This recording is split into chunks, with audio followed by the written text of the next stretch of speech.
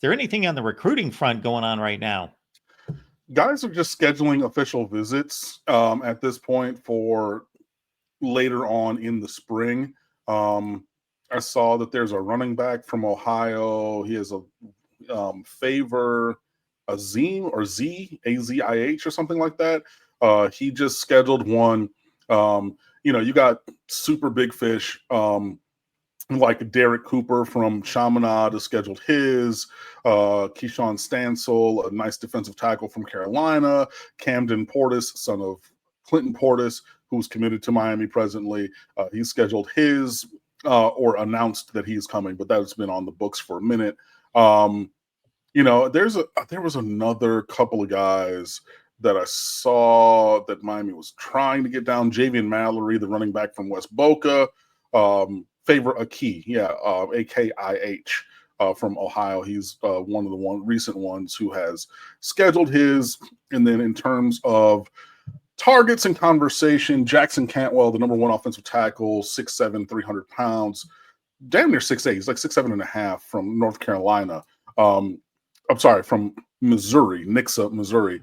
That's somebody that Miami's chasing. Tristan Keys, the number one rated wide receiver in this class, has been linked to Miami in recent days, and they're trying to get him on campus. But there's also the, usual suspects of like a Calvin Russell from Miami Northwestern, Kenyi Pepe, another offensive tackle from IMG Academy, and the list goes on. But really, yeah, right now they're just doing all of that stuff and trying to set those things. And to Poppin' Willie's comment, I saw it was multiply reported that Ken Dorsey is actually going to be an offensive analyst who will be doing video study and early game planning, not offensive coordinator. And that was according to like Ian Rappaport and Josina Anderson that I saw on social media yesterday. So if you want to go look up, that's where I saw that information. So as things stand right now, where would your wish list start? Whether you want to go 1 deep, 3 deep, 8 deep, your wish list of 2026 commits. Oh, eventual signees. Got it. Jackson Cantwell, a 6'8", 300 pound offensive tackle. Who's a top 5 player in the country. It's real hard to look away from that, especially when you're really in that time of we need to start locking down elite replacements for guys who are going to be leaving the roster. You have Markel Bell for another year, maybe 2. You have Francis Mawanoa, probably his last year. Might stay for 4, depending on how things go, but I'm counting him as 3 and done. So, yeah, now is about that time. Is Samson Okunlola going to be able to step into a starting offensive tackle role? It remains to be seen. You know what I mean? And he was another 5-star in that same class with Mawanoa. Some of these developmental guys, are you going to actually be able to unlock their potential? Who knows? So, that's a guy at the top of the list. If you can get the number 1 wide receiver in America, like Tristan Keys from Hattiesburg, Mississippi, yes, please, and thank you. Definitely want that. Derek Cooper from Chaminade, running back, linebacker, wants to play both ways in college. I don't necessarily see that for him. The last person to do that and do it well was like Miles Jack at those positions because it's a little bit more physical on an every play basis than playing on the outside, like, Travis Hunter. So I don't know. But regardless, that's your white whale from Chaminade. Do not let him go to Columbus. Do not let him go anywhere else. Lock that down. Calvin Russell, 6'5" wide receiver from Miami Northwestern. Let me get that. Please and thank you.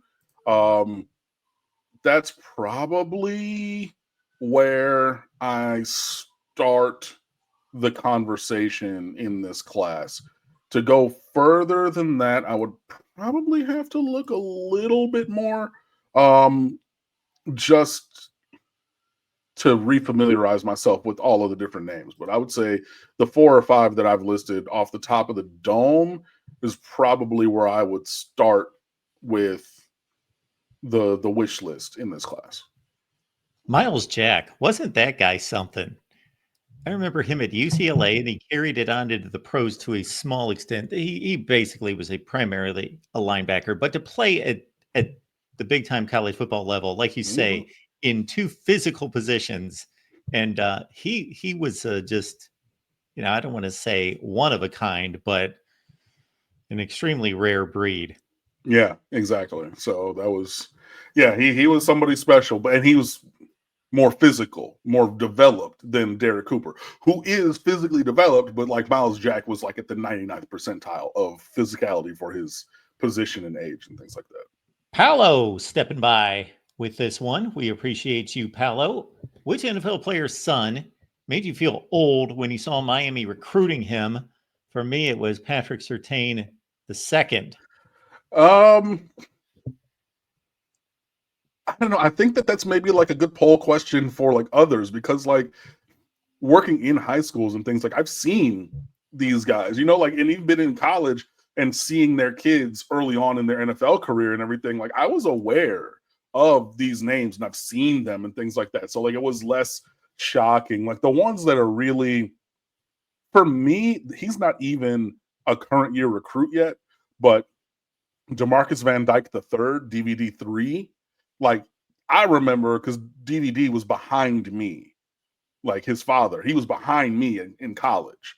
And then he had his son, and his son is like a current sophomore. So he's like a 28 recruit, 27 class recruit, and everything. And he's already like 6'2 with like a 6'7, or like with really long arms, probably like almost a 7-foot wingspan, like, and everything. And I'm like, that kid, that's the one. Cause I remember when you were like knee high to a fly, and now I see you at the tailgate and I see you playing games and you're, you know, all bowed up and wiry athletic and everything. And yeah, you like, yeah, that for me is more the one than any of the ones that are, but like, yeah, I can see like when you get like exposed to these names and everything, it's like Portis and PS2 and like, yeah, I get it. Especially if a guy has a long NFL career Mm-hmm. and he's retiring like in his late 30s, Mm-hmm. and he already has a 12 or 13-year-old running around. So he turns around about 5-6 years later, and you're like, man, you know, uh, It's just like see, a Joey Porter Jr. You know what I mean? Because he was in yeah, that kind of a timeline, cornerback who went to Penn State and is now in the league.